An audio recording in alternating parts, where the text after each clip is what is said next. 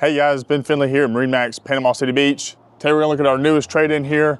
We'll have a 32 Cobia. This is a 2023 model. Comes with a Maritrail trailer. It's powered by twin Yamaha 300s with 537 hours. Let's hop inside and see what the boat has to offer. All right, as we come up to the bow on the 32 Cobia, notice how deep the gunnels are here with ample space for storage under each seat here. Also have your swing away backrest on both sides, more storage in the floor, and as well as a table right here that can come up, set, or leave it all the way down for more efficient space.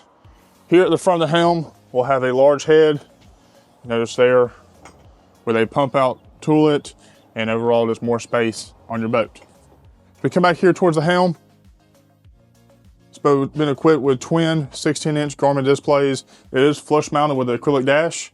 You have your JL audio head unit, VHF, Yamaha controls. This boat also been optioned with the joystick, holding you on the spot, and overall making maneuverability on the dock very seamless. Have two glove boxes up top here.